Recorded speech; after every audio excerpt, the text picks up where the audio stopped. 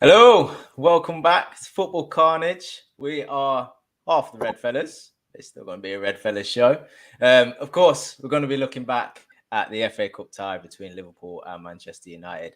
I ain't going to tell you the scoreline. You already know. You'll work it out as we go through the goals if you haven't seen it already.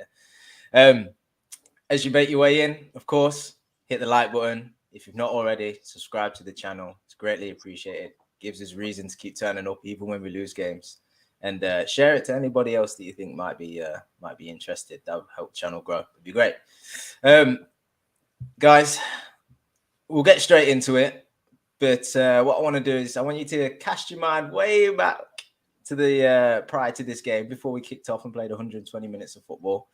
And just give me an idea as to your emotions going into the game, what you was expecting, FA Cup, where you prioritise that for us this season. And all things like that. So, Conroy, look, I'll come to you. What was your emotions, feelings, thoughts towards the game? I think, to be honest, Cav, been on the show of a year and a half, couple of years now. I'm always a bit what's the word? I was going to say skeptical of this. Yes. I don't like when we go there. I think maybe it's just trauma for the years, even playing well at Old Trafford but not getting results.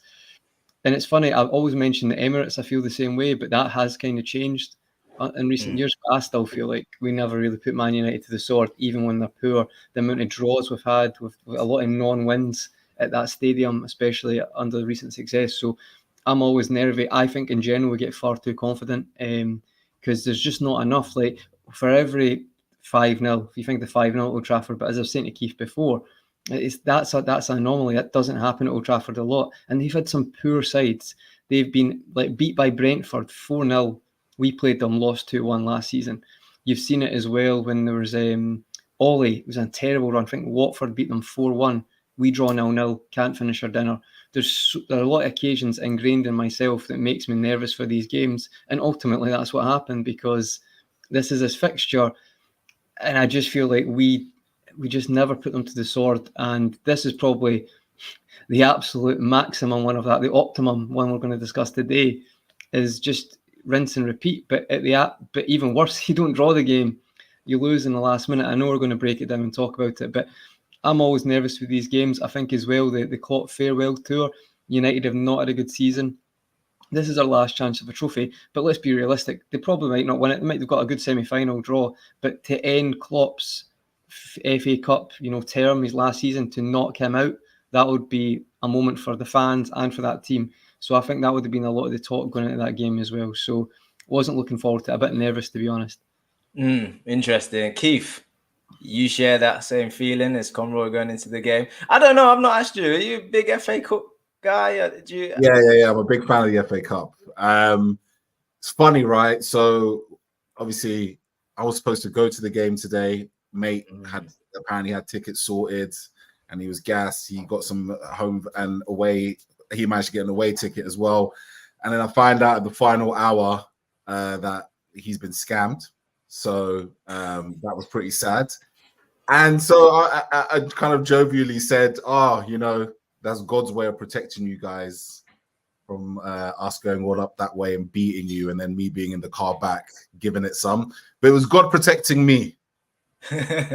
Our journey back after what can only be described as just an awful defeat. I love the FA Cup. It's funny because the FA Cup gave me my first bitter moment as a football fan against Manchester United in 1996 in the FA Cup final. I still remember that to this day. It was an awful day. So when I saw the stats of it's going to be it's 100 years since we've beaten Man United at Old Trafford. This is Klopp's last game. I just thought surely this can be the perfect opportunity for us to kind of right the wrong. But at the same time, no matter what, I agree with Conroy 100%. No matter what, Man United could be in Division 2, right? And we could be winning the league over and over again. For some reason, when we go to Old Trafford, the players that are usually, the big stars, the big players, just don't really necessarily turn up. But I thought today was less of that, and I think more of just, I think our team was surprised, I think, today a little bit. Do you know what I mean? We didn't treat this with the respect it deserves, and that for me is what annoyed me the most, I think, today. Yeah, it's a great point. And I think Grizz said it himself earlier in the week that because we play United twice in kind of quick succession, I know we have an international break now, but it feels like it would be a rarity to go there and win twice. You know, it feels like one of the games, something would happen, would either drop points or would get knocked out of the cup one way or another. But look, we'll get straight into it. We'll talk about the lineup. I'll just... sorry for you now. Guys in the chat, let me know if you can see that. We'll try and adjust it if not. But we made some changes, obviously, after hopping off Sparta Prague in the Europa League earlier in the week. International break after this game. So no reason why we couldn't go as full strength as possible, right, Conroy? Try and use all the quality that we've got, some players returning, and not worry too much about the next game because there's a period between now and then. What did you make of the lineup? Any surprises in there for you? Anything you wanted to change? No, I kind of thought that. I think the debate would probably be Bradley or Gomez or Robertson. Between those three, the two that were going to start, if it would either be Joe Gomez at left back, focusing more defensively, and Bradley at the right, or what ended up happening was Robbo at the left back and then Gomez starting at right back. I think I can understand that as well because Robertson's experience in this fixture and Gomez has been such good form that he felt like Bradley has really turned up, even the Man City game last week at Anfield, but maybe it was just a step too far to start him at Old Trafford against Rashford, who is very experienced in this fixture and has hurt us even through Man United's bad period. He always, and as Keith said, he can turn up in these games, and when he's on it, he's a very purple patch player, but when he's on it, he can hurt your team. So understood that. The rest of the team, I think, makes sense. There will be questions that people will probably say in the chat of Thursday's game was why did certain players have to play that long? Because realistically, the way it's turned out today, I don't know if that would have been the case if it was level or it was, we were losing when Salah got taken off. I know we're going to go into that, but the fact that quite a few played 90 minutes during the week, that a game that was effectively finished in the first leg, there may be questions on that if that was really necessary. But yeah, that's a question for the sports scientists. Keith, same to you. Lineup, we'll probably try and make it brief because we've got a lot of minutes and goals to get through. But thoughts overall on the lineup? Any players in particular you wanted to see that weren't in that lineup? Anything you'd have changed? Look, we usually go with the same formation and tactics, right? It's more personal at this point. Yeah, I think so. We have to be realistic. I feel like we've been playing football so much that at some point you're going to have to start bringing in other players when they become fit and available. Hence the Salah and Szoboszlai additions. But for me, I didn't like Joe Gomez starting at right back, to be honest with you, at all.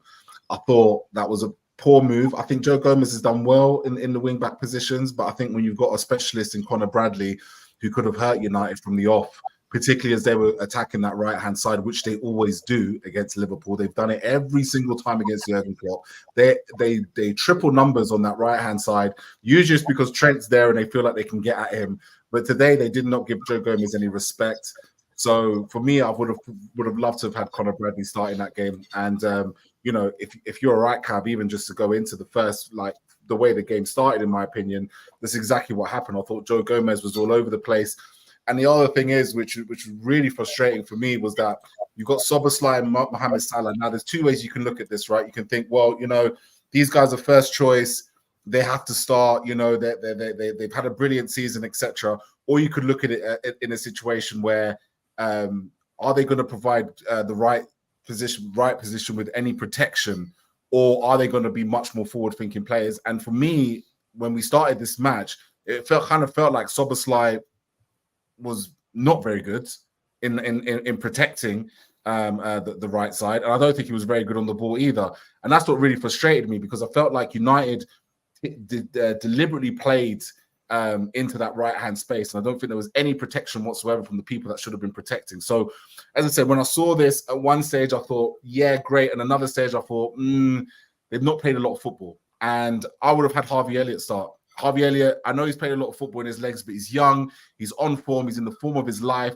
maybe Klopp wants to rotate, etc. But he was on the bench in the previous game, and I think Harvey should have started. And actually, with Mo, ultimately, yeah, he did have a great game against Sparta Prague. I mean, who didn't have a great game against Sparta Prague? But even Mo at the moment, we're in a bit of a situation. I'm sorry to say, we're in a situation at the moment where Mo is given the entire freedom to do whatever he wants, whenever he wants, right?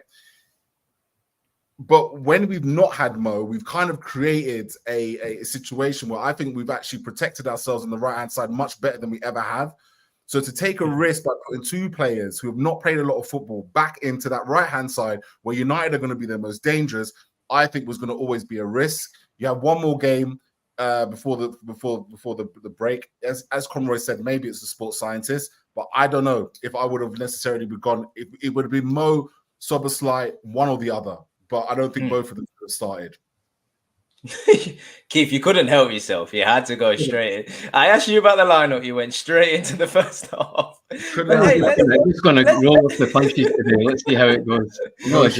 Let's continue the conversation then, because I think the points you raised about the right-hand side especially, and Mo Salah's part in the right-hand side and that performance over there is where I think we failed at the start of this game. And there's many things, but certainly United put Wan-Bissaka over to left back, and I think that's mainly to try and isolate, lock up Salah, shut him down and stop that creativity from the right-hand side. But actually, he didn't only do that at the start of the game. He was getting forward, and Salah had no desire to track that run as well. So quite often we were getting overloaded on the right-hand side, Wan-Bissaka out there, Rashford out as well, and Bruno Fernandes just picking pockets and finding space and linking things together. Conroy, the start of that game, we talk about the right-hand side, but overall, we just didn't start it well, did we? I would say we paid United too much respect, to be honest with you, which was quite surprising for me. But what was the reasons behind that start? Because we'll go on to the goal, but it felt like, they were the better team, and if a goal was going to come, it would probably be from United first. I think in general, you've seen this a lot at Old Trafford. We're far too complacent. I don't know if we believe our own hype sometimes into this game, but I've seen media outlets saying, in form, we're going to win. Form goes out the window. If it was all about form, Liverpool wouldn't have won one game in the years where Sir Alex Ferguson was winning the league, and we weren't. So, it's irrelevant. This game is its own entity, and you need to treat it like that. And I just feel like we have started a lot of games poor this season, Cav, so I can't just suddenly say it was today, because that would be hypocritical, because there's a reason we've finished so well and we've the record scorers, because we've been rubbish at a lot of games at the start, or not good enough anyway. For me, I just felt from the off, is arrogant too much a word? Nah, probably not the way it ended. I think I did feel complacency at the start, and it moved into arrogance in the second half. But I was confident because of the way the team has responded all season, they could come back. But I mean, I said it before we came on. We've only won twice at Old Trafford in Klopp's term. So by the end of the season, that will be 10 games at Old Trafford, and we have only won twice. Right? Lot of draws in there. A few losses. Lot of draws though. We don't go there and turn them over often. Everyone thinks about the 5-0. That's an amazing day. But it's also so amazing because it's very rare. That is an anomaly when it comes to that going to Old Trafford. So I felt United were quite clever the way they started with Wan-Bissaka, because he is probably one of the best 1v1 defenders. Also, Luke Shaw's locked up Salah a few times at Old Trafford, so he probably thought there's a good bit of experience of defenders getting one over and Salah there. Salah scored a lot as well against United, don't get me wrong.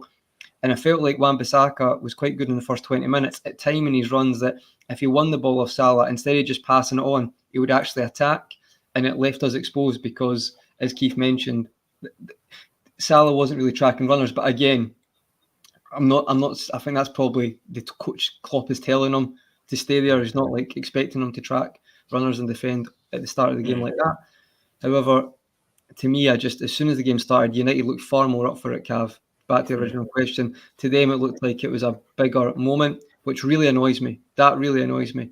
Because in my head, and maybe it's a Scottish mentality, but if you talk about the Rangers-Celtic games here, you go into that, you can't be at 95%. You can't just play it like it's another game. People will say that, but I disagree with it. I feel like this game is its own entity, and I feel like we didn't start well enough at all. And there's previous to this. I find it baffling that people get so confident about this game, even though we don't win there that often. That's just my mindset. Unless, listen, I might be wrong, but the stats back that up. It probably comes from me growing up, and that, as I said, the trauma of just losing. I remember when we absolutely dominated them with Craig Bellamy and Peter Crouch at Anfield in a half-12 kickoff, right? This is Sir Alex's team. We dominated them. And then John O'Shea scored a last-minute winner with one shot on target. That is the heartbreak that I've been through. So I can't shake that. So maybe younger fans, I cannot shake that from my head. So these games, I'm constantly... I just feel like even they could have, as Keith said, like a League One team, but when they're attacking at Old Trafford, I just feel like they're going to get a chance on the edge of the box and it's going to land in the bottom corner. I don't know. I think that's just where my mindset's at. I think the trauma is outweighing the rationale right have. No, I tend to agree. I think the point you made earlier, though, about Liverpool starting games in this way, I think, we cast your minds back to when Klopp first come in and we played this rock and roll gung-ho football, and as we sort of improved as a team, we started to control games better and we started to start games better. You cast your mind back to when we beat United and Arsenal, and we would just blow them away in the first 20 minutes. We moved away from that. We sort of felt our way into the game. We sort of calmed the crowd down if we were away, and we built into games. I feel like we've done that well this season. And I felt like that's what we were trying to do today. Because look, let's not get it twisted. This is a huge game for United. I would say their season kind of rests on this. It's the only chance they've got really at trophy wear. So this is a big game for them. The crowd, in fairness to them at Old Trafford, they were up for it. The atmosphere was good. And Liverpool, I felt, just was trying to ride the wave. But even that being said, you've still got to win your battles. You've still got to connect your passes. And in that first, I would say 10, 15 minutes, Liverpool they couldn't find their man. And when they did, we managed to get through the lines. We managed to expose United and create sort of half chances. But it was just a very poor start in terms of quality and ability from everybody, I would say. Some better than others, but just wasn't a good start. And look, it didn't take long for United to get ahead. They score in the 9th minute. Scott McTominay, who's probably been a standout performer for them for a number of seasons now, actually, ends up sort of tapping it in. But Keith, as the build-up comes on that side that we discussed earlier on, our right-hand side, but it's Kwanzaa and Gomez who are sort of in each other's positions, if you like. Kwanzaa goes out to the man, and Gomez, for some reason, is right up Kwanzaa's behind instead of defending the actual space he should be. It looked a bit easy, and at this point, he's thinking, "Oh, great, okay, goal down. Let's see where we go from here." But just on that goal, who would you lay the blame down to, and what? How do we prevent that? First of all, it's a calamity of errors. You've got Kwanzaa and Joe Gomez effectively trying to do the same job. You've got Dominic Szoboszlai, who, again, I don't know what he's doing in that particular press, and almost freezes. That happened a lot in this game for him. As I said, I was not impressed with his game. Came back from injury, I'll give it to him, but as I said, I didn't think he played well at all. And obviously the shot kind of comes in, and again, this is where one thing gets exposed about Kelleher. Alisson doesn't push that back into a player's position. I think one of the best things Alisson is good at is when something like that comes in, his save clears the danger at the same time. He's so good at that in those kind of situations. And I can't blame Kelleher necessarily, but because he parries it straight back into the box, there's going to be someone that's going to tap it in. But, that's where we miss someone like Alisson. This game was one of those situations where some of the situations or opportunities that Kelleher had, not all the goals, but something like that, that's where you see Alisson not only make the save, but also almost deal with the second phase of that shot. So maybe I'm being a bit harsh, but of course, I can't expect Kelleher to be Alisson, and that's probably where we miss Alisson a lot in this game. But yeah, again, this is what annoyed me, because what I didn't understand from the start was why we started with Joe Gomez and Kwanzaa in a position where we've hardly played the two all season. So naturally, they're going to make defensive mix-ups between the two of them. Joe Gomez has largely been playing left back for most of the time. Today, we decided to put him at right back. And obviously, Kwanzaa's not played alongside him very often at right back, if at all, this season, bar a few times on the bench. So it's not a surprise that there was a bit of a confusion between the two in that situation, but it was calamitous at the same time. Do I think someone like Conor Bradley would have allowed such a situation to happen, or would it be dealt with the man who got to the ball first? I actually think he would have dealt with the man who got to the ball first. So again, from when I looked at that starting lineup, there was a worry on that situation, and that worry kind of took past. I also just think that in that first 10-15 minutes of the game, obviously, and then they scored, we just weren't winning our tackles. Like Delo, Mainu, they were just gliding past everybody. It's almost like we put a foot there. If we got it, great. If not, it's okay. But that was inviting so much pressure on us. That goes back to that point, Keith, wanting it and actually being up for the game and treating the game with its respect it deserves. And if they need to get on then they need to get on socials a little bit, because maybe they're consuming too much social media where everybody's been cussing Man United all season. Hey, that's you, Keith. Every week you come on here, bigging us all up. It's my fault. It's my fault. But I need to reply. It's true. I am very positive, but I thought, I'm fuming about today, but absolutely fuming. Because it's unnecessary. That's why you're fuming. It's unnecessary. I know we're going to get into it, but that's the real reason people get annoyed, is because in football, when it's your own fault and you could have avoided that, that's when it hurts the most. See when Man United got beat by Barcelona in those 2 Champions League finals, yeah, they could probably look at themselves. They'll say, should have played Ji-sung Park to Mark Messi. All right, let's calm down. That Barcelona team, on one of the best, right? So you can take that on the chin. But see when it's unnecessary, and see when what is it? We're going to get into it, but I had a phrase I'd written down that I've completely forgot. What is it? Defeat from the jaws of victory is what Liverpool done today, right? So see all this kind of euphoria, but we're going to do this, we're going to do that. See, the mad thing is today, it's not because we're tactically outdone. It's completely our own fault. We're going to get into it, but that can't be forgotten about. And I'm not going to just sugarcoat that, because it's if you got battered by City, if you lost a good game against City, if it was a close, you can accept that. I'm not going to go too far ahead, Cav, because I know you got the agenda. But what about you, Cav? In terms of for me, one of the things that I always say, whenever I watch Liverpool, sometimes I watch a game and I just feel that something's not right today. And I don't know, that first 10, I would love to know how you felt when you watched that, because I just felt that. Do you know what? In all honesty, I thought we started poorly. And I thought that United, as bad as they have been, and for all the criticism they get, and rightly so, when you give them a little bit of momentum, or when you give them a bit of space to play in, the likes of Bruno Fernandes and Rashford and what have you, they can move the ball around. They can pass between the lines. They'll create half chances in and around the 18-yard box. And I just thought that we paid them a little bit too much respect. I think we stood off them too much. Like you say, we didn't win our battles. When we got on the ball, we just wasn't connecting them passes, and it presented them opportunities to sort of drive into winning tackles and drive into space afterwards. I mean, Mainu was playing brilliantly in sort of first 15 minutes. He was coasting between players, which is always frustrating to see, and just driving that midfield. But we sort of, I felt calm, even though they got the goal. I felt calm because we've seen this from Liverpool, and you kind of think, okay, they're having their moment, but this United crowd can switch. Best believe if Liverpool get back into this, they start dictating the game. They get a goal back, and we'll come on to how they did that. The United crowd will quiet. This feel-good atmosphere, this momentum that's currently pushing that United side will stop, and it will turn against them.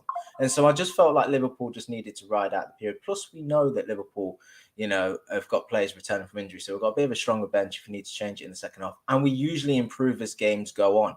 So I just felt like, okay, just the period is what it is. And we'll just make sure we get our foothold in the game and start to go from there, which is what happened, in my opinion, from sort of, I'd say between the 20th minute and the 30th minute was sort of evens. And then from that point onwards, Liverpool began to get on the ball. We pushed higher up. We pressed higher. We decided to split our centre-backs a little bit more, and Endo was dropping in, plus Gomez was becoming inverted. So we had a different angle to our build-up, and we were starting to get our foothold on the ball. And we were just starting to get into the game, winning challenges and starting to create things. And we get to, I believe, the 43rd minute, having had a goal chalked off. I think Endo puts one into the bottom corner. Nice finish. Shame for him that Salah just leans offside. But not too long later, we get the equalizer, and it's McAllister who's probably arguably player of the season. And that's another conversation. But we're pressing hard at the pitch. We win the ball early. It's fizzed into Nunes. And I tell you what, you know, we can all be fuming about today's game, but we have to take positives where we can. Nunez's passing and his link-up play, in my opinion, has just drastically improved over the past few weeks. And to have the awareness that McAllister's there and to lay it back to him was brilliant. And that's what made the goal for me, because obviously it gets deflected and goes in. But at this point, Keith, then I'll come back to you. Did you think it was against the run of play? Did you think that Liverpool deserved to be equal at this? So just emotions, and talk about the goal however which way you want to. I thought we were lucky to be to score. If I'm honest with you, really? I mean, Cav, if you want to, between me, Connor, and yourself, deal with, there'll be both goals happen in quick succession, right? So I mean, the first goal comes, and look, let's take positives, right? Because obviously I'm usually a positive person. I thought it was brilliant play by Konza. I thought, you know, Konza has been showing his confidence. He's been showing his personality on the ball week after week. He's very good dribbler of the ball. Not phased at all by these games, is he? Not phased at all. I mean, to pick up the ball and drive through like he did at Old Trafford, I thought was you know, showed a lot of personality, a lot of character. I actually wish he did that more in this game, to be perfectly honest with you. I think, you know, as he plays more games, gets more confident, I think he could very well take over Joel Matip as the new kind of maraudering centre-back dribbler. So I thought that was brilliant. I thought, yeah, you're right in terms of the passing. I thought, because you're right, because I believe just before this goal, Nunez plays a long diagonal, and Mo Salah first time shot. I mean, that was a brilliant pass as well. First time shot as well. I thought if Salah had scored that, that would have been serious quality. But that's a little humbling, you know, because when Nunez plays that pass, I'm thinking, what are you?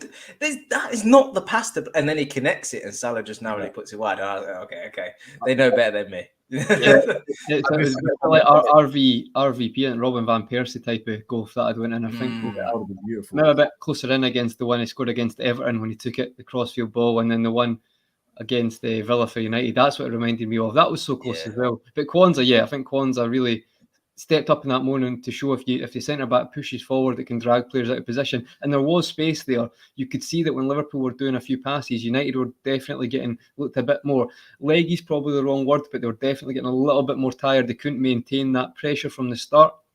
So I thought that was clever play by Kwanzaa. He's playing ahead of his years. He's really has been very impressed. Can I just, before we speak about that, Cav, can I just mention the chance before? I completely agree with Keith. I think we do also jump in the narrative when we score. But Scott McTominay has a massive chance for United, right? And if that goes in, that's 2-0. It's about 35 minutes, 40 minutes. Now, it's a good save, but it's straight at Kelleher. He had the full goal to aim at. He should have done better with that. I think we got a lit off there as well.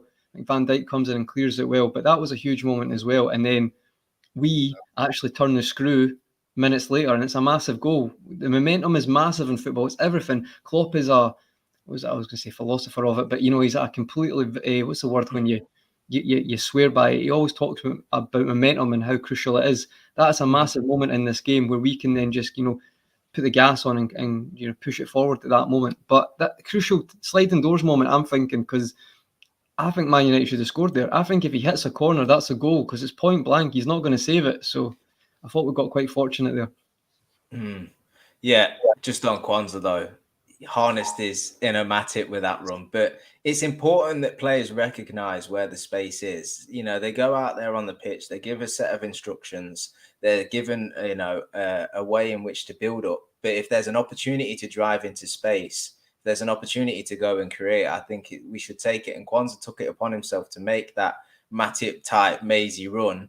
And I think when he sort of got towards the edge of the 18-yard box, he recognised, actually, I can still keep going here. You know, he lifts his head up a couple of times and he just thinks, oh, I'm here now. I just got to make sure I make that final pass, which he does.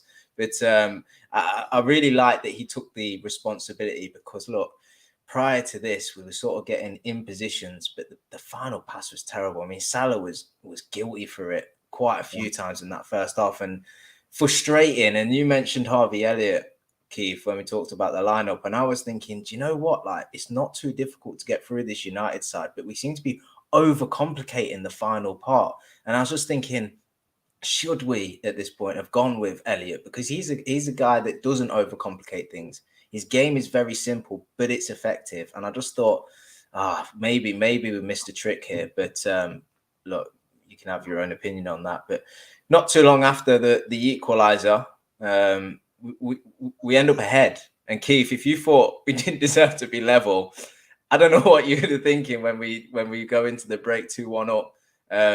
Salah, who I thought had a pretty terrible first half, does what Salah does and just sticks the ball in the back of the net. You know what's so crazy about that situation, right? It was the last. So the McAllister situation and the second goal. Why the hell did we do nothing like that in the second half, right? Number one, just fucking take a shot. Sorry to swear, but just take a shot. Just shoot, right? Because there's Man United players all over the box. So McAllister did just shoot, and it takes a deflection and goes in. The second chance was just a bit of clever movement, right? Just a quick passing, clever movement, not overtaking the touches. Great counter press. Fair play to Joe Gomez. Kind of gets lucky with the bounces to Diaz. Nunes gets back on side. Again, Nunes involved in the goal. I see some in the chat saying lighting pitchforks towards Darwin Nunes. The reality of the situation is Darwin Nunes is involved in the goal again. Takes a shot, great save by Onana, just drops kindly for Mo Salah, and away you go. But this is what really frustrates me, and I'm really intrigued to see what the new Liverpool will look like once Klopp is gone. Because when Liverpool are chasing something, they feel hard done by, they're behind, they're aggressive, they're direct, they're forceful, they force the ball into the back of the net. And these two goals typified what Liverpool do when they go 1-0 down. My biggest frustration under the Jurgen Klopp tenure, no matter how much success we've had and how great things have been, and I've had an incredible time, we've won so many football matches, so I cannot complain. But the one thing that I've always said is that this team is too much, we put too much energy into having to do things where sometimes I wish that we could have done like Man City and just like methodically just carve people open, get the goals you need and get out of there. Liverpool always need to do things in the most dramatic fashion. And today was not one of those days, because it's so funny you should say that. The one thing that I did notice, even though I thought we were lucky to go in 2-1 ahead, the one thing I noticed in that first half, and it showed even more in the second half, the gap between Manchester United's defense and midfield is massive. Huge. It is massive. There is so much space that you could build a house, a condo, a flat in between that space. There is so much space. So literally within 2-3 passes of the ball, you are literally 4v4 against their centre backs. And we don't use that situation because we're not a team that can just, and we tried it. We tried. McAllister tries to calm it down a little bit as we go into their box, and we try and knock, but we're just not that team. It's just not in Klopp's philosophy to be, you know what I mean? Like to make it happen, to hold the ball, move it around, move the players around and cut them open like City did to them a couple of weeks ago. And that's why, you know, the first two goals that we scored were typical of Liverpool. But then once we go 2-1 ahead, we can't use that situation as best we should be able to in a big, high-profile game. And I've noticed that a lot with us over the years. But what do you, I totally agree. You know, United went from sort of dominating the midfield in this first stages of the game. You know, Mainu doing well, Bruno Fernandes getting on the ball or what have you. But then they kind of went missing. I'm not too sure what changed, but the amount of times that we picked up the ball and just had acres of space in midfield, and Szoboszlai especially was just running directly at back fours. You know, Salah the same. You know, talk about Gakpo. We will have a segment on Gakpo later on.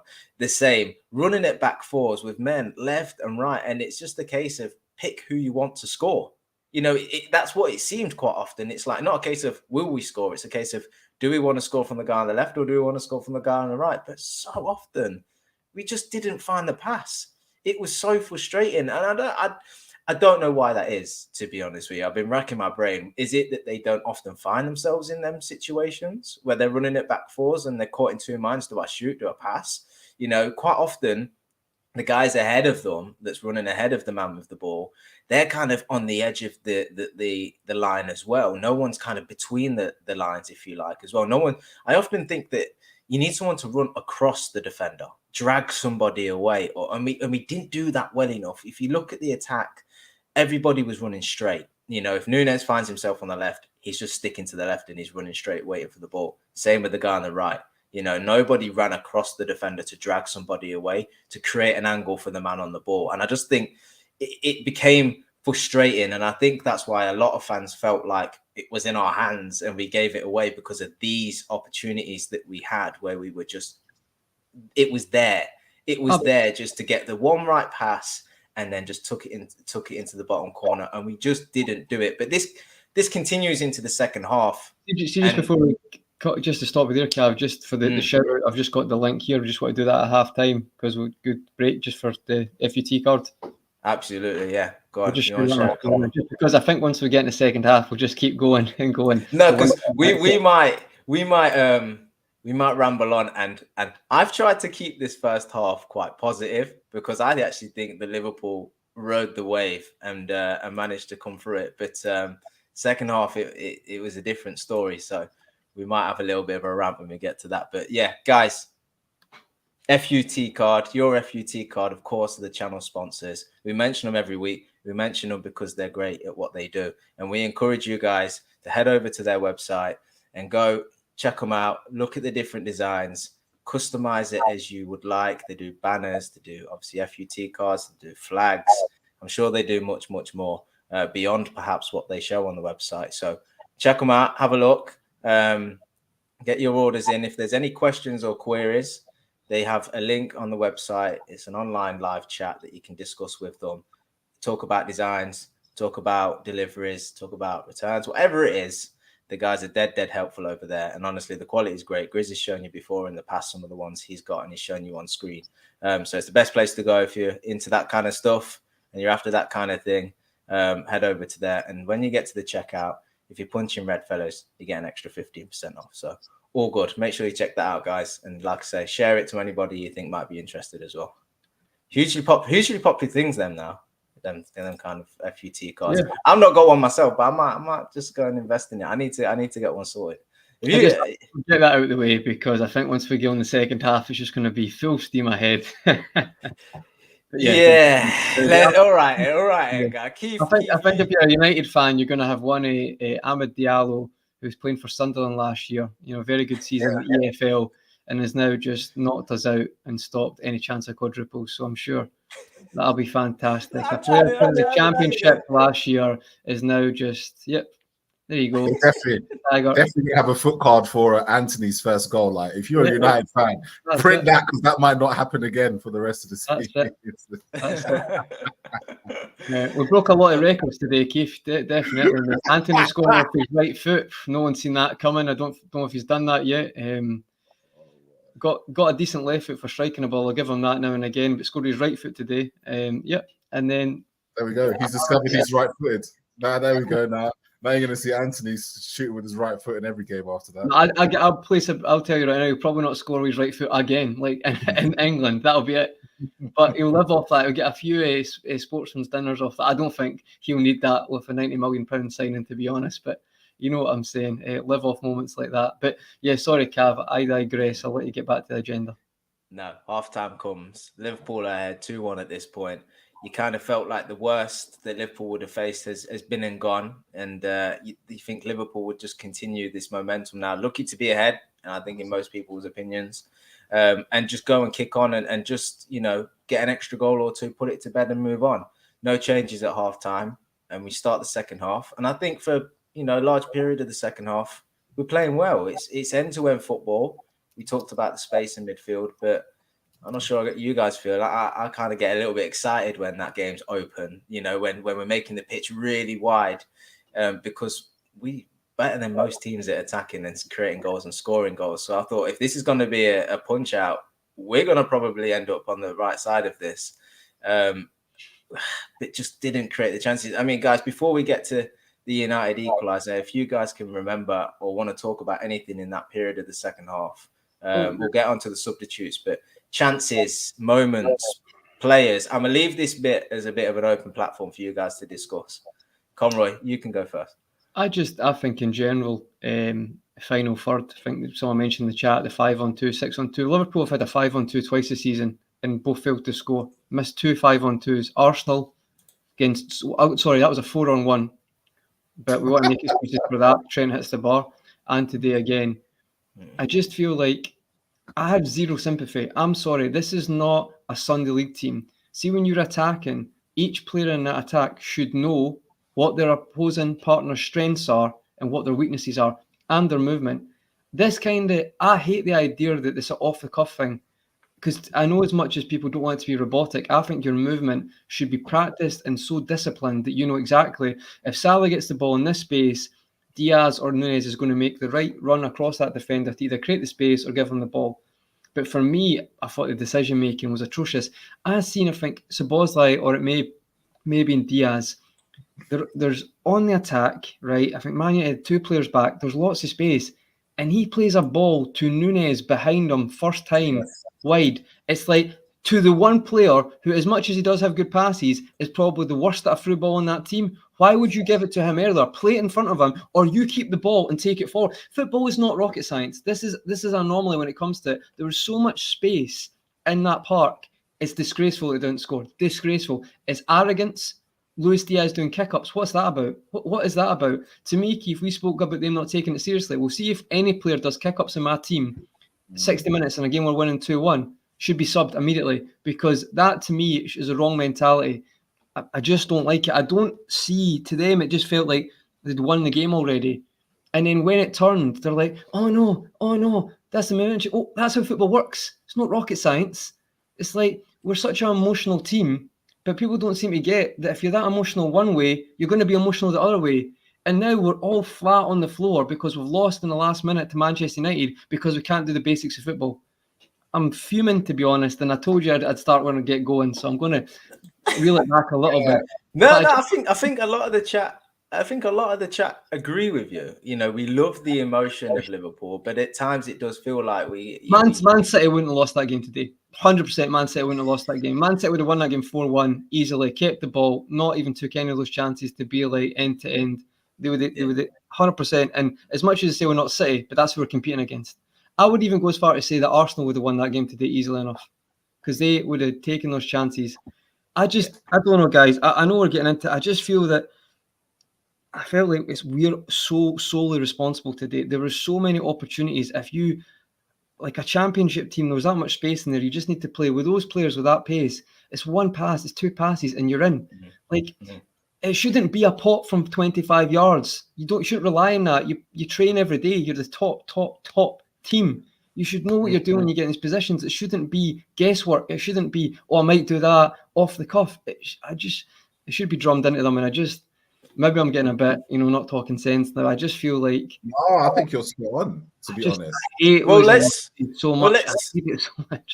The super chat alludes to that, Keith, and it's aimed at you. So we'll come to you. Yo, what's good with the super chat? Appreciate it, bro. You're a great contributor to the channel.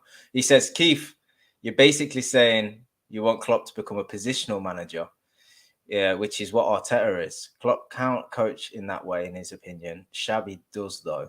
So that being said, because this is kind of what we're discussing in this period of the game, whereby we have the quality, we have the opportunity, the space. We're up against an opponent that clearly can't defend, isn't structurally sound, not getting men behind the ball, torn between pressing up the pitch and dropping back.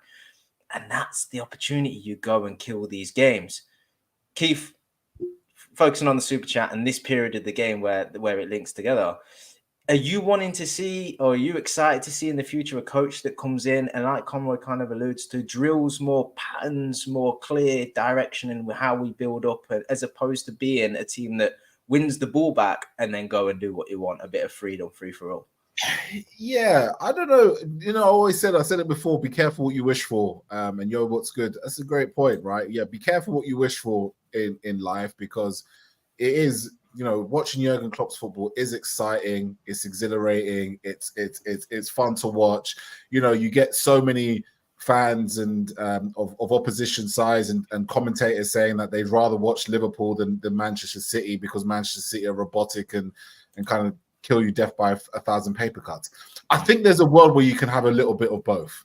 And I think this is probably where we struggle the most in this situation at the moment, because I think we're the best counter-attacking side in the world. I think we're one of the best direct teams in the world. But the negative things of that is, for so many years, our direct football has largely come from Trent Alexander-Arnold, right? Trent Alexander-Arnold has been, without a shadow of a doubt, our most creative player. He makes things happen. It's a one-pass Trent, and all of a sudden, it's unlocked the teams. Liverpool this season have kind of been trying to evolve and have done quite successfully in a large number of games into this team where it's kind of like, between McAllister, Endo, Szoboszlai, we're knocking it about. We're trying to be a little bit more unlock teams and make things happen.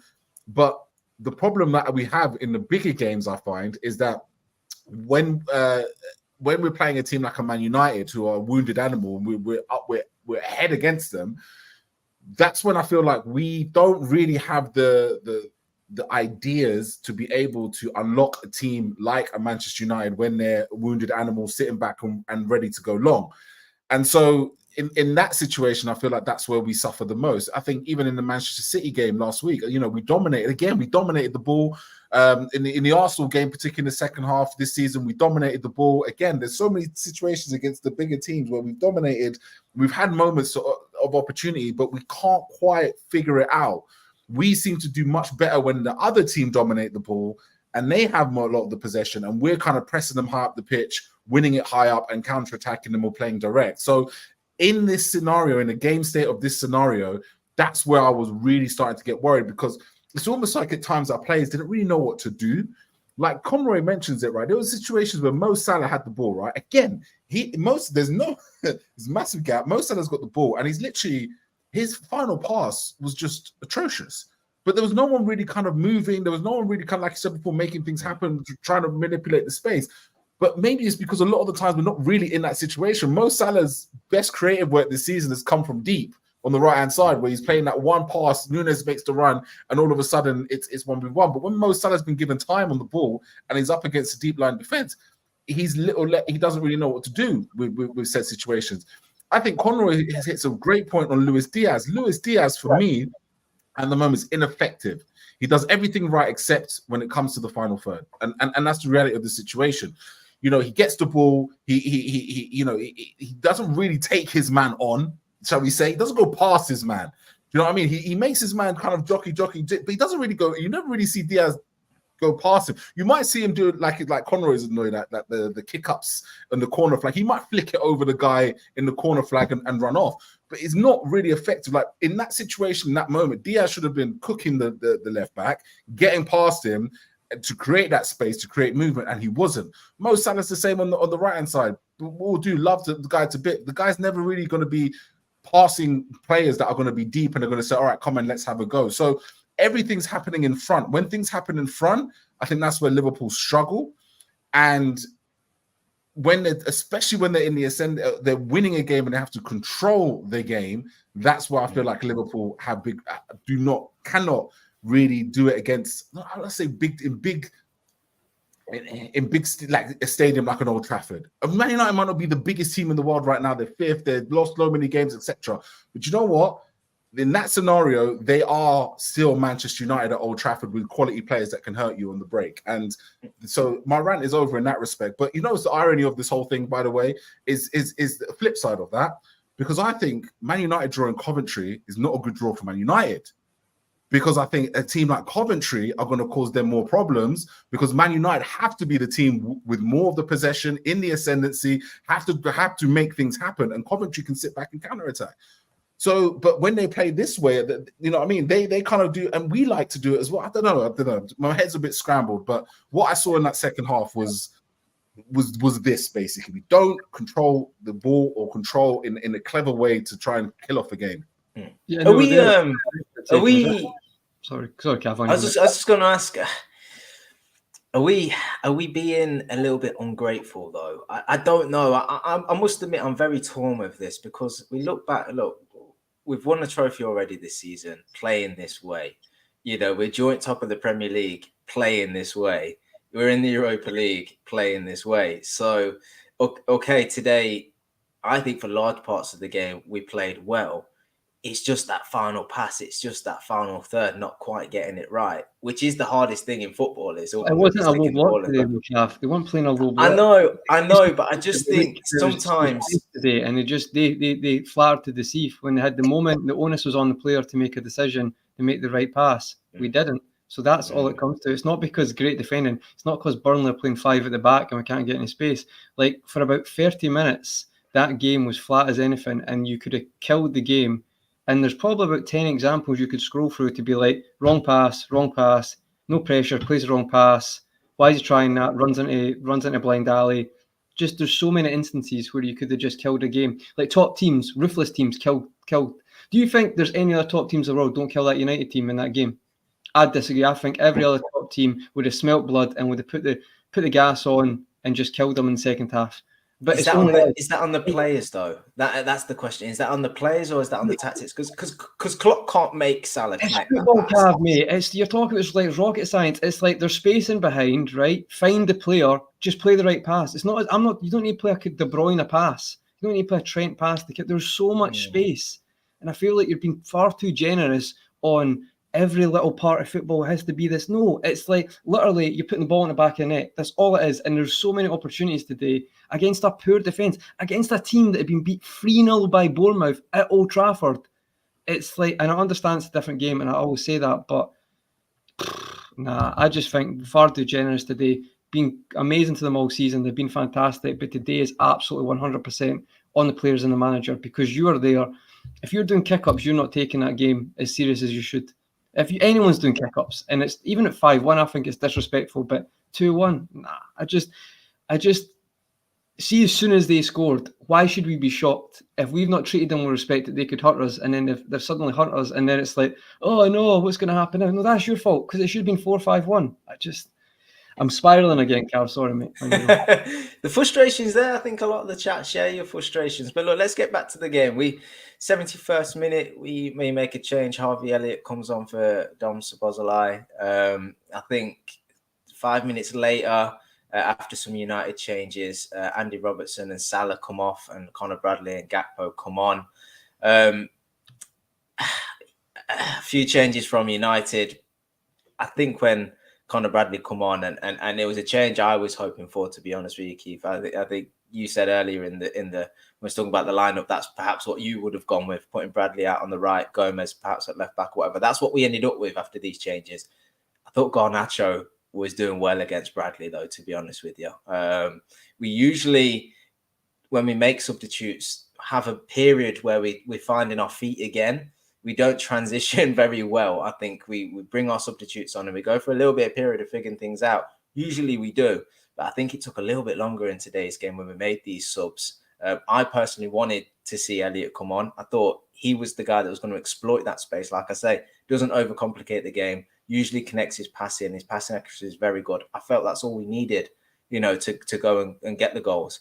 And Conor Bradley, because of his output from right back, brilliant defensively, going forward, again, energy, work rate. But when he gets into that final third, I know it's a small sample size, but he usually picks out his man. He usually puts the ball into the right area. And if he gets a chance to shoot, he'll take the shot on. And I think we needed them sort of players to come in and play a simple game where we'd been overcomplicating it for quite some time.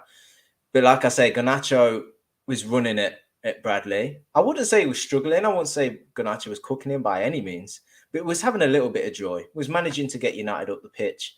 And that's what happens when Garnacho gets past Bradley, or I'm not sure how it transpires exactly on that left-hand side, but puts the ball into the box. We've got, felt like every single man in the box, but somehow Anthony turns on it and sticks it into the bottom corner. And I'm assuming, Keith, at this point, you're thinking, yeah, this is what you deserve when you don't take your chances. Mate, I could see it coming a mile off. Honestly, I knew it. It was funny. I was saying to my missus, how long's left of the game? And I was like, it's about 10 minutes, 12 minutes left, but it's probably going to go to extra time. Even when we were 2-1 up, I was like, 100% it's going to extra time. I knew it because United started to, again, they started to just play it direct. They just started to play it long, and it started to find a little bit of their feet again. But it's going back to what Conroy said at the start of this show. The intensity wasn't there. We didn't want to win the ball. We kind of were like, if we'll put our leg out there, and if it happens, it's fine. You know what I mean? Like, we might nick it. And that's exactly what happens in several situations building up to that goal. First of all, the situation right at the beginning of this goal, right, which, because I'm just checking it on the highlights now, which infuriates me more than anything, was the midfield press between Endo, Harvey Elliott, McAllister, and Cody Gakpo. Right, because ultimately, again, no one's trying to go in there and just put, I think it is, if I'm not mistaken, it's McTominay, just put him on his ass. Just put him on the floor, get the foul. You know, Endo's usually quite good at that, right? He's quite good at getting those half fouls. Just put him on the floor. There was no time at any time today where he just said, you know what, take the foul and run. So we've allowed him to go in there. Gakpo puts a kind of a leg in there. And actually, by him getting involved and putting his leg in there for reasons unbeknownst to anybody, it kind of almost skies out to Garnacho, and in away you go. But how many players are surrounding Anthony in that situation? Van Dijk, again, very casual in that situation. Everybody's just very kind of like, oh, it might hit us. But it's one of those games. It's going to go in because it's at Old Trafford. It's a high-intensity game. And, you know, someone said something, and we haven't touched on this at all this season, and maybe that we shouldn't touch on it, or maybe we should. But I felt like that was the level of experience that we missed today on that pitch, particularly in the midfield. We missed personnel who have that experience to sometimes say, do you know what? We're at Old Trafford. Anything can happen, and things usually do happen. So do you know what? Let's make sure that we make that extra foul. Let's make sure that we, you know what I mean? Let's not make any risks. If Garnacho is going to come, just take him out. Give a free kick, etc. Do not let Anthony have the ball in the box. Someone's got to go in. Someone's got to close and put in. We just lack that bit of experience. 5 minutes to go in a game like that, and that's where I think it could be a blessing. I mean, if we could put a positive spin on this, it could be a blessing for a lot of those players that this is the experience that all the guys like Henderson and Fabinho and your Wijnaldums and your James Milners, when people give them the credits for being experienced, this is what they mean. Experience. 5 minutes to go at Old Trafford in a situation where you should not be allowing Man United to have another puff at it. And I think a lot of players would have learned their lesson today. And that goal, it will signify that, because I cannot believe with 5 minutes to go, we concede that goal. It was not a good goal to concede at all. There was nothing about it where you say, wow, do you know what? Wow, United were fair play. They carved Liverpool open there. It was bobbles. It was half-hearted challenges. And ultimately we were punished, and rightly so. Look, equalizes, and then we get a chance up the other end. I'm not sure if it's a chance. I just wanted to highlight this opportunity that we had when Harvey Elliott, Onana comes out for the ball. Harvey Elliott finds himself on the right-hand side. I'm pretty sure it's a cross, but it's curling in towards the goal. Rackets off the post. That was an opportunity gone. Moments later, right on the 90th minute. It could have been, I think it was in added time actually. A digged ball over to Rashford. And you're thinking, oh God, here we go. If we've not had the sucker punch in the equalizer, this is a final blow. And I think it turns out Rashford was offside, but nonetheless, you didn't know until after. Yeah. And he's 1-on-1, and he puts it wide. And at this point, you know, final whistle goes. We're going into added time, and you just think frustration, right, Conroy? Just pure. Disgust. I don't know how extreme. Lucky, to be honest, because absolutely, I'm spiraling. Well, that team spiraled for the last 5 minutes. They're absolutely out on their feet. We're staying in it because, again, momentum. It's not this amazing new concept. Don't give a team it, and that will not happen. But Old Trafford does have effect. Like, obviously, Anfield is its own entity, but Old Trafford can be like that as well. You've seen lots of instances like that, especially being a Liverpool fan. So the Rashford one, he was probably just off. But even then, you're thinking, at the time when he misses it, because the flag didn't go up, it would have been checked after, you're thinking, honestly, how many warning signs do you need? Thinking we could be out of the cup right now because you've just been complacent and arrogant for the past 30 minutes. Like, I just don't know how that doesn't go to your head, that what are you doing on that pitch? Just, obviously, whatever that message was, Klopp, because I think he was just as frustrated as us, to be fair, because he was screaming on the pitch constantly about the lack of kind of urgency or efficiency in front of goal. So at that time, I was like happy we got extra time, to be honest, Cav, because I felt like Man United could have easily won that with the way it changed the turn of the game in the last 10 minutes. So I was okay, thinking we've got away with one here, 30 minutes. We've got a much better team. Let's just show our class, get the job done. The space is still there. They've not suddenly turned into 4-5-1. There's still plenty of space if we play the right pass. And for some reason, still had the confidence. And I think there was a lot in extra time that gave me confidence. But then this team today, they're not going to get many positives from me, but we'll go into extra time. But yeah, I was feeling a bit lucky, mate. I kind of get like that towards the last 5 minutes of games in general. I feel like half an hour is a good time to save a game. But if a team scores in the very last minute, it hurts. Like, it really, really hurts like a dagger to the heart. Ironically enough, that is what happens at the end of extra time. But usually it doesn't happen like that. I'm going to honour the chat here, right? And I don't want to pick out too many individual performances, but I found myself pulling my hair out with this player as well. And the chat have mentioned his name a lot, so I'm gonna honour this and have the conversation. Cody Gakpo is not having a good moment in his Liverpool career. He's out of form. But in today's game, I saw a lack of effort. I'm not gonna lie. I'm not gonna sugarcoat it. I know his game is quite casual, and he plays at a bit of a slower pace than everybody else. He, of course, isn't Núñez running around high energy all the time. But you've got to expect more, especially when, we're under the cosh a little bit towards the final sort of minutes of the game. You're the forward. You can either drop in and be an extra man in midfield, or you can just at least get across the pitch. And it's just one man for me, without, hyping on a little bit too much, that I felt could have done more. And I think there were a few not so good performances out there. But when you see a player just not even particularly running or pressing or doing much, it's rather frustrating. Cody Gakpo, we're probably going to need him, when we get back from the international break. We've still got games ahead. But Keith, what did you make of his performance? What does he need to do? Does he need to do anything? Is it just a case of patience, stick with him? You're on mute, Keith. My question is, what does the management team want to do with him? Conroy's on mute now. Now Conroy's on mute. What does the management team want to do with him at this stage? I'm just sick and tired of seeing this guy get pulled from pillar to post. He played 2 different positions in this match alone.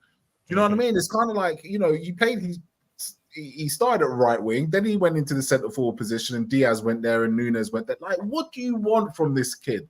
You know what I mean? Like, surely that must be a very frustrating situation, right? Because it's not just in the football, obviously in attacking sense, but it's also in the counter press as well. Like, is he supposed to lead the counter press? Is he supposed to be secondary in the counter press because he's wide forward? Is he supposed to be a midfielder?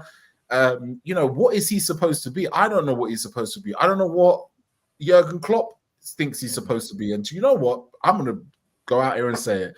I think a change of manager will do him the world of good, because I think he needs a manager who knows what his position is going to be, what his role in the team is going to be, and where he's supposed to be at all times. So don't get me wrong. His cameo for me was weak. I think is probably the best way to describe it. It's a weak cameo. Good way to describe it. Yeah. Many times the ball went up there. You're a big lad, Cody. You're not small. He's not a small guy. You're just getting out-muscled every single time. Ball comes to you, taking 10 years to make a decision. Defenders are able to press upon you. Again, that lackluster challenge you make, it causes, obviously, leads to the goal. There's even a situation when we were 5v1 at one stage. You know what I mean? And the choice that you make was just completely awful.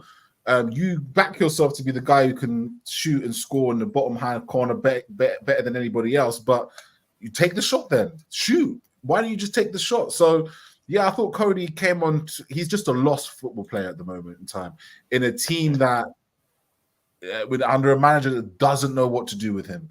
And that is why I will give him the benefit of the doubt. I don't think it's as... Obviously, he's bad form. Yes. Is he lacking confidence? Yes. Is he not what we should be? Yes. Did he have a poor game today? Absolutely. I couldn't agree with you more. But I'm going to give him the benefit of the doubt. A new manager might get the best out of him because this manager doesn't know what to do with him. Yeah. Look, I agree, and that would be my take on things as well. Look, we've had injuries. Salah was obviously away at AFCON, and then he had injury himself. With Jota out, it's needs must, ultimately for a few weeks. But I think now we have our options back when we return from the international break. I think for Cody, it would be good just to play him in a regular position, whether that's off the left, central, suggestion in the chat as an 8, because you see that power, that drive and run that he's able to do, carrying the ball. maybe that's the position. But whatever it is, I agree. For him to find some consistency, to find some form, I think he does need to be playing in a regular position and just being asked the same things of him, because this moving around, look, Liverpool are ultimately getting good results, but for him personally, I don't think it's aiding his game. And it frustrated me in today's game, the occasion, the momentum, being pegged back and going into extra time, to see a player that just looked very casual can frustrate you. And I can see why a lot of fans kind of were venting their anger at him, to be honest with you. But look, go on, Conroy, you wanted to chime in? I think you've covered it, but I would just add that he is our 5th choice attacker right now. That might change, but as I keep saying, when you've got 5 attacking forwards with the new subs that we use, not every player is going to be in form at the same time. Again, he scored 13 goals, I think, this season. So that's equivalently, that's our 5th attacker scored 13 goals. So in previous years, you've had like your Minaminos, even probably Oxlade-Chamberlain, Ryan Brewster in previous years. So I think we're maybe focusing on him too much now as him being the main guy. Don't think he's quite there at the moment. So I would be a bit more on that side of things. I think he's in bad form and he will come good. I would also add, though, like Cody Gakpo could have had a shocker and still won that game. Like, he wasn't solely responsible. There's other players who actually had huge moments that led to us actually losing this game. So he could have had a shocker, which was poor, can be criticised, but it's not just him. There's a lot of failures today.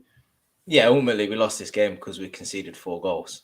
Yeah. You know, not entirely, because we're going to added time and it comes at at a moment where we can't respond and what have you. But we conceded 4 goals. We scored 3 goals. So if you want to look at it in plain black and white, ultimately we should have defended better and would have gone on to have won this game as well. To say, you use your phrase, Conroy, sometimes 2 things can be right, can't they? But look, added time. Look, let's just get straight to it. Harvey Elliott. This kid, right? You can wax lyrical about him because he has stepped up. He has played no end of minutes in the past sort of month, 2 months or so. Played numerous positions in midfield, in the forward line, and done really well. And the one thing I always ask of him, the one thing I ask more, is just to back himself, believe in himself. When he gets in positions to shoot. You know, he so often plays a very effective, simple game, but he's often looking for other people, which is brilliant. But sometimes there's an opportunity that presents itself when you find yourself in the right areas to have a go at goal. And that's what he does. And Keith, deflection, but rockets into the bottom corner. At this point, are you thinking Liverpool are going to go on to just win this now? At this point, I'm thinking I think I lost my head a little bit when we scored that goal, because I was just like, do you know what I mean? What is this game? What is this game? I'm just losing my mind at this stage. I couldn't believe it. I thought, do you know what? I think when Harvey, because Harvey did what I was saying we just didn't do in the second half, which was just take a fucking punt at the goal, man. Just go for it. Just take a shot. I think when he come onto the pitch, the big difference I feel like between him and Szoboszlai at the moment is I think Szoboszlai is finding it difficult with the ball at his feet in the Premier League, a little in English football a little bit at the moment. I think Harvey Elliott can looks after the ball a little bit better, although ironically we'll get to the last goal later. But when Harvey takes that, I think finally someone's just taken a shot at goal, just taken a chance and just said, you know what, I'm going to go for it. And, big up to Harvey Elliott. I love the fact that, he's been one of the success stories from this injury crisis. I also said that, us being in Europa League would give Harvey Elliott a great opportunity to build his name and his reputation within this squad. At 20 years old, for him to come off the bench and do what he did and do what he's been doing, I think he's been one of our best players in this recent patch of form. So he deserves the goal for everything that he's given to Liverpool, and he scores goals. Do you know what I mean? He can take those shots from outside the box. He's done it a few times this season for Liverpool. He's got great technique, and it looks like he works on that technique as well, which is the most promising thing. Like, if he's working on that in the training pitch today at 20 years old, what's he going to look like in 5 years' time? The way he strikes the ball, the way he crosses the ball, the way he passes the ball. He's got some really good technique with him. Still needs to be a bit more physical, in my opinion, but big him up, big the goal. And then from there, I still didn't believe it. I'm not going to lie. I still thought we were going to penalties. Conroy. I still thought we were going to penalties, mate. I can't lie. Conroy, are you bouncing at this point? Elliott scores, runs over, jumps on Klopp. You're thinking, okay, Yeah, Liverpool not play particularly well, but this is what we do. We find a way. But that's it, what is it? Defeat. We've managed to grab defeat from the jaws of victory, and that sums it up. We've managed to get a big stroke of luck, massive deflection, lands bottom corner. If you don't buy a ticket, you can't win the raffle. Kind of like Gerrard's against United in the League Cup 2001, 2002. That one was 2003, sorry, when it massive deflection, loops over Barthez. Big moment, you went for it. Young guy, young kid, probably similar age to Gerrard at that time as well. So it's a massive game, massive moment. Fair play to Harvey Elliott. He really has impressed me this season. I said last week he should be getting more credit in the media than other players, like compared to Manu, who was brilliant, by the way, don't get me wrong, but Elliott's been consistently good this year. So, yeah, I'm thinking, you know what? Just, keep it simple, keep it tight, don't do anything stupid and just get us through. We've got away with it because the Rashford chance at the end, I know it was offside, but you know what I mean? That ball could be played a bit earlier. We were against the ropes. We've got away with it. Let's just use our experience. And it goes back to Keith's point, which I think is actually a really, really good point about personnel you've got. Now, let's not kid ourselves. Last year, we know what happened to the midfield. We know those experienced players on their last legs for where we want to be. I completely get that. But having experienced players, that when people complain about that, I do think there is a bit of value to it. And I think you would have seen that. Again, I think in this situation, if you've got experienced players there, you're just dropping in saying, give me the ball. We're keeping it simple. Nothing stupid. And they're screaming at other players. So we're going to speak about the goal. I don't think that does happen if those players are there. And I don't mean like Henderson Milner. I mean those type of characters in the middle of the park where it's like, no, nothing stupid. Nothing, not going to try that right now. We've ran our luck today. We're not going to get any more luck. Let's just accept it and get through. That's what I was thinking at that moment. We'll just get through. But again, Liverpool just didn't fancy doing that today. They felt, nah, let's take that logic and rationale and throw that out the window, Conroy. Let's just do what we want because it's a kickabout. Let's just try a pass, across our own park and our own quarter of the park where Man United have got 5 attacks. Let's just do that. Just do that because that's what you do in football. You just don't use your brain because apparently that's the in thing at the moment. Just completely be brainless. I'm completely going again, but because it's true. You have to. I mean, Cav, the next goal, you can just unleash your inner Cav on that one. Yeah, what you do, Cav? I'm just watching that back in slow motion, and it's making me more and more angry watching it back. The equalizer from Rashford, yeah. Do you know what? Because it's Núñez who I think faded in the game a little bit, to be honest with you. I don't think we were quite finding him and his runs, but I think his effectiveness was sort of dwindling a little bit. Has a few chances. I think he sort of stands Varane up on one moment and goes by him and stuff. So he had his moments, but didn't quite put in the performance that we've come to expect from Núñez, although he was, got an assist and directly involved in one or two others. But he's working back, and you've got to admire the working back. He finds himself on the left wing at this point. He's tracking back. He's trying to do his defensive duties. But when he picked up the ball and he started looking infield, I instantly got nervous because I thought, there's no way on this earth he's passing it back. It's Núñez, and he's going to try and attack. Oh my God. And he plays a pass. I don't know what he was trying to do. He plays a pass into midfield. The ball's turned over. It's 1-2 passes into Rashford, who only has to just beat Kelleher, slotted into the bottom corner. And you just think, like you said, Conroy, brainless. Like, no. What's the comedy show? What's it called? Oh, where it's like they just slapstick humor. What was it called? Benny Hill. Benny Hill. That's what honestly, I'm not going to hold back. That solely responsible. Go to bed tonight. I want you to know you're solely responsible for that goal. 100%. There's too much. I think, honestly, right? Football, right?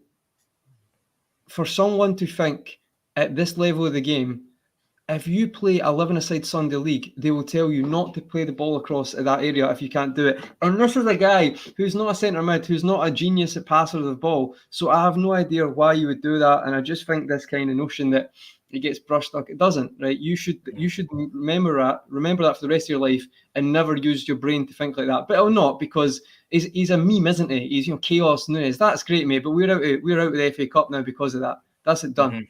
Done. So responsible for happening, and it's mental. He had a good game. But like, that is, football is about moments, about small margins, right? No one's going to remember he had a good game. They're just going to remember, why did you do that pass with 5 attackers? Like, you just don't do it. Like, you 5-a-side, like 11-a-side basics football, you'd never play the ball across there because it's too much of a risk. The only player I'd say in our team who could do that is Trent and Thiago. So why would Nunes, who, by the way, you wouldn't ask him to tackle in the box like a defender, so why would just play the simple pass? Tsimikas is right there. It's I think because he's picked out in the past 2 games 2 stellar passes, right? Today's game, the crossfield pass to Salah, who he hits on the volley, and then these are all in the attacking half, not in his own half. Well, Sparta Prague, he switches the ball from a similar kind of position. Maybe what's the score against Sparta Prague? Yeah, but no, the pass was still unreal. Like, we can't skip over the pass. So what you're saying, he gassed himself. He gassed himself. He gassed. You know what it is? I'll tell you one thing. Yeah, like, it's not for the want of communication from the team either. Because if you watch that back, McAllister is pointing at Tsimikas. Van Dijk is pointing at Tsimikas. Like, everybody is saying this. I'm sure there's some choice words in that changing room for a few certain players at the end of the game. I'm pretty sure there will be, because I hope there is. No, I would. If I'm McAllister, seen him at the end, I don't think he'll be holding back his words in that changing room. No. Sorry, I think, like, for me, it's like, we're talking about people like as people are going to play football with down the park. This is top professionals who get training every day to be at that. So these moments shouldn't happen in your head. They shouldn't happen. I don't care how raw you are, Chaos the King. I don't care, right? Because we're out because of that moment, or we're definitely we would have been through straight away if it wasn't because of that. I know we're going to talk about the winner and stuff as well, but I just find it a bit mad how we just accept that, like, incompetence in a match of this magnitude.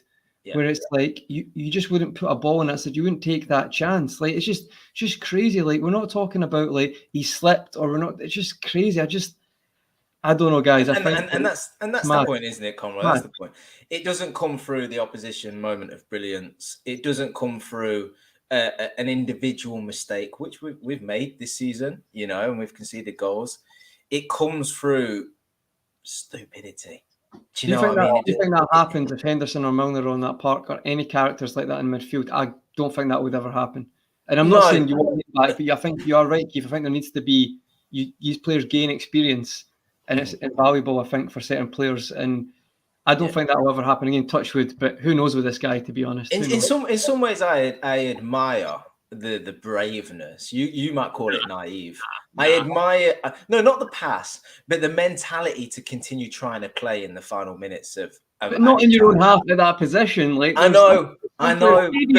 You know what? This game's a bit tight. I'm just going to try a 6-yard pass. I think Trent, even at this point in the game, would be like, I might be a wee bit calmer here. I'm not going to play a ball directly across where it could go wrong. I mean, probably Trent would. Don't get me wrong, but we're talking about people who've like created that level of ability and standing. Not a striker who last season were criticising him a lot. Just in this minute of the game, you can say what you want, Cav, each to their own, but football is a ruthless sport and teams are ruthless, and you just gave them the perfect opportunity. So if you feel bad about that, then I don't know what to tell you. Yeah. And they needed it because they had moments of pressure, but there wasn't doing a whole lot with it. We were just about defending and clearing our lines. Okay, we're under a bit of the cosh towards the end, but you don't want to be gifting them. You don't gift them that chance, because it's a simple pass into Rashford, and in fairness, it's well weighted, but all he has to do is slot around Callum. But look, they have a bit of momentum at this point. They've got the crowd back on side, and at this point, you're thinking, okay, go to penalties. Liverpool are good at penalties. okay, at some point Liverpool are going to lose the penalty shootout. You know, the good run will come to an end. You know, the good streak. But we get a corner, ball's put into the box. It drops on the edge of the 18. And when you see Endo going for the ball and you see Harvey Elliott going for the ball, and then you just see a United player lurking, panic. Because we've seen this before, and don't get me wrong, more often than not, it's the other way around. You know, the opposition's panicking, and we just set a Salah free, or we set Nunes free, and we counter like this.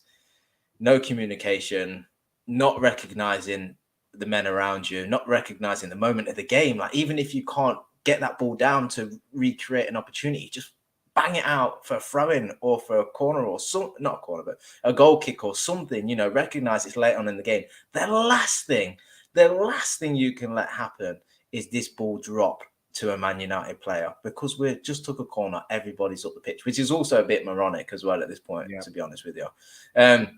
It drops. I can't remember. I think it was Ahmad who picks up the ball, plays it into Garnacho, ultimately drives up the pitch.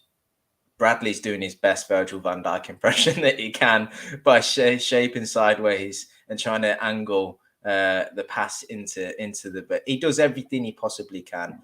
But the ball's played into Ahmad, slightly behind him, but he tucks it into the bottom corner, and that's it. And then that's ultimately the end of the story. And look, feelings, emotions. Talk about what you want, Keith. It's the ultimate sucker punch, right? Or is it? I don't know. Can I call it sucker punch, or is it just that's what you deserve?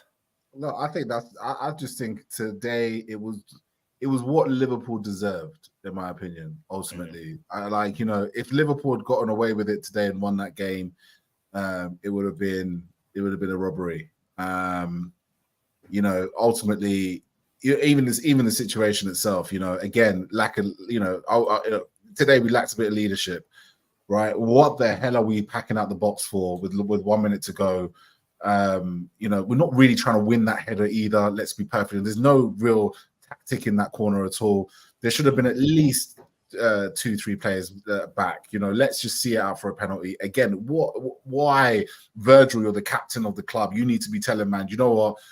2-3 men stay back. We need more communication.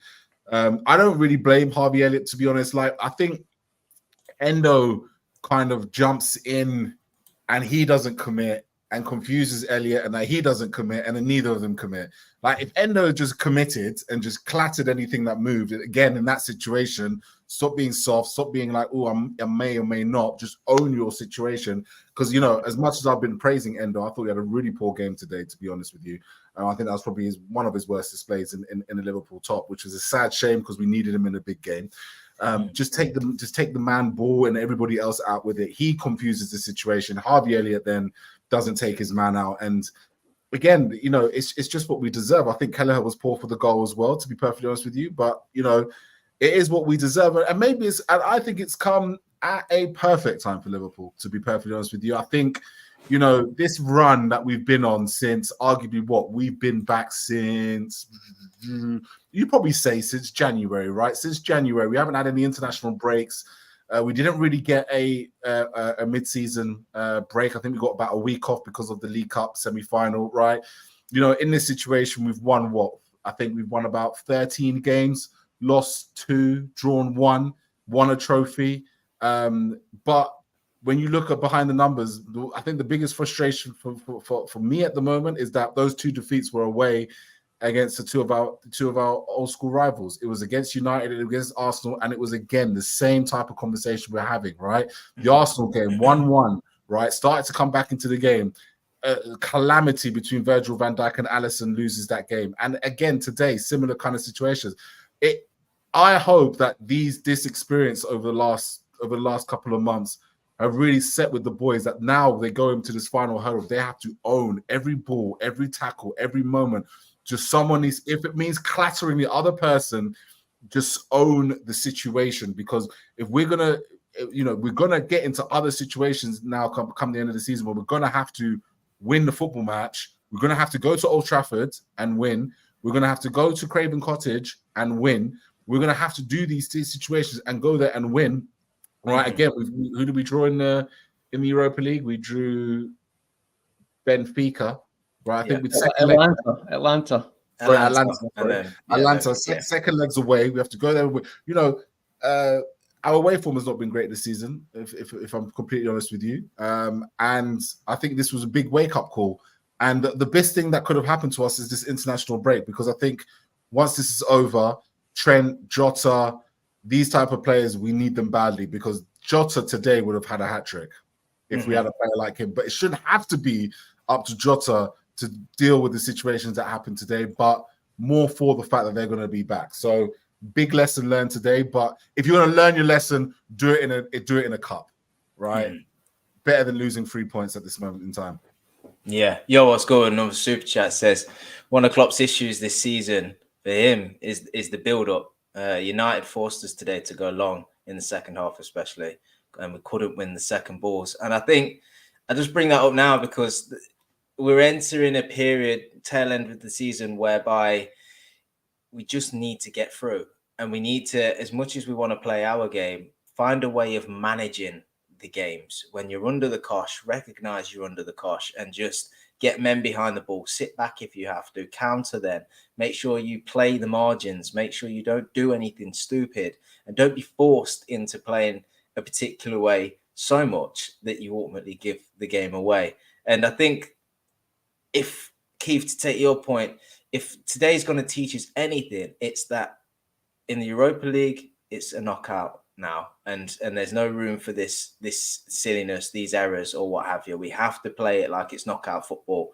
You know, cut out the silly mistakes, cut out the want to sort of go forward all the time if we need to defend a lead or what have you, because ultimately that's what's going to get us across the line in the Premier League.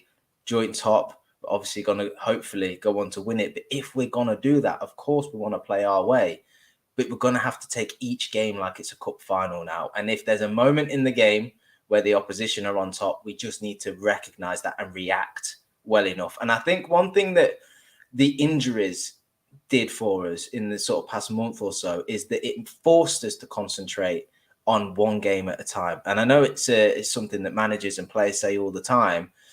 More often than not, I don't think it's particularly true. I think we always look a little bit ahead.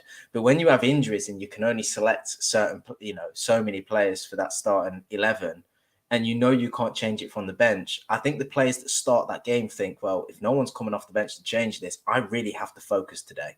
There's no point me thinking about the fixture in midweek or next weekend. It's all about today because it's all on me, and that responsibility that these players have faced.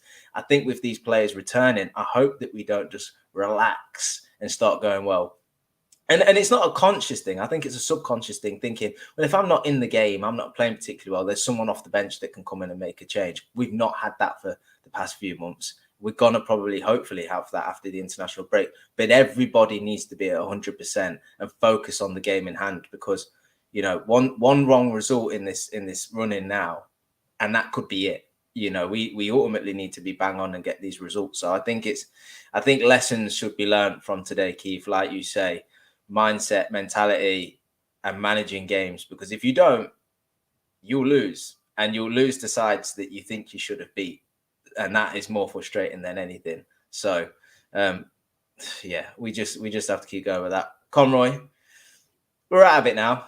It is what it is. International break. We'll have to dust ourselves down, move on. Next fixture is back, Brighton in the league, and then Man City play Arsenal, which will ultimately be a big tie in this title race. Liverpool's reaction to this, what do you think? Do you think we move on? Do you think it affects the players in any way? Do you think international breaks maybe come at a good time, all things considered, injuries, fitness? What's your take? Liverpool, final hurdle of the season, I'd say. Yeah, no, probably is a good timing, Cav, the way it's worked out, because, as Keith said, that kick up, the backside, probably needed that as well, because you've actually got the game against United coming away, which is absolutely massive anyway. So maybe that gets it out of our system, the complacency, the arrogance, the attitude towards this fixture, and hopefully in that one it will not be the case. They'll be up for the intensity like United were at the start, and we can not make any stupid mistakes. I think you've had that moment And I do actually agree with Keith's point. I think it's maybe best it's happened now, because there's always going to be people and media outlets who have slow news days, so it has to be quad this and quad that. But there's a lot of teams still in competitions at the moment. I feel like for us, this could be a blessing in disguise the way it's came about. It's going to hurt, and maybe it needed to be like that to really take it seriously, that we need to now after this break, it's a run, and this is us. This is not stick. This is 100 gas on now, 100 miles an hour. This is it. And I think, especially for the main trophy we're talking about is the Premier League. Europa League, yes, be a great secondary, amazing. No disrespect to that, but all focus on the Premier League. I think this could be a good thing in the long run, because sometimes you need failure or you need moments like that to really understand the importance or the way you approach things. And psychologically, I think it will probably be a good lesson for all the players involved as well. Yeah, and a lesson especially for those players that are still new. You know, McAllister's still new to Liverpool, Szoboszlai's still new to Liverpool, Endo's still new to Liverpool, and for the most part, it's been successful, and we're dead pleased with how they've performed for us. But they are going to learn from today, and hopefully it puts them in good stead for the future and the immediate future. This running. But Keith, same question to you. Takeaways from today's game, and then international break. You know, how do you think Liverpool respond to this? And any thoughts as we finish up? Look, one of the thoughts I had was this is the third show this year that we've been discussing a Liverpool loss. So perspective, right? Yeah, perspective. When we really think about it, you know, this is the third Red Fellas we've discussed a loss. You know, the general situation I think we're in is very exciting. As it's exciting to be a Liverpool fan again. You know, ultimately the Premier League is the ultimate goal, is the ultimate ambition. We finished 5th last year and got dumped out of every single competition. No Champions League football. You'd argue that we probably get Champions League football back next year. We've got an insanely talented squad of players. And, you know, we've got a lot of players, very significant players to come back. And for me, a game like today signals why, you know, the likes of Trent Alexander-Arnold and Diogo Jota are so important for us. You know, with all due respect, I know that Nunes today, we tore him to pieces about the goal and the likes of Nunes and Diaz, but we've been playing these guys week in, week out for ages. You know, it was a brain fart was due. So there's a lot to look forward to. There's a lot of positives to look forward to as we go into the run. And you'd rather be us right now in this situation than be a lot of teams. You know, take the banter from me. I know we've all got Man United mates lurking. Take the banter. Twitter's going to be a tough place for a couple of weeks now, especially now the international breaks. Everybody's going to be saying everything and laughing at Liverpool's ambitions. But it's better to laugh at our ambitions than not to talk about us at all. 100%. Bad day at the office. And There look, let United have their day. Hopefully we'll have similar days in the future. I'm sure we will. That's it for tonight. International break now. Liverpool fans, we've been on a roller coaster this season. Take it as an opportunity to unwind, relax. Don't switch off from Liverpool because there'll be plenty of content. We'll be doing some content. Stay tuned in, everything. But when we return, we've got to be up for it. We've got to bring the energy. If you're lucky enough to go to the games, you've got to back these boys because, look, like Keith says, there's reasons to be positive. We could still end this season with 3 trophies. The quad would have been great, but 3 ain't far off. We would be just as happy. So, Keith, Conroy, cheers for tonight. Therapy session, I think went well. I mean, you guys got to vent a little bit, so hopefully everyone's feeling a lot better. Not sure when we'll be back. Stay tuned to the socials. Like I say, like the video, subscribe, hit the notification bell. That'll let you know when we're going live. From us tonight, we're out. Peace.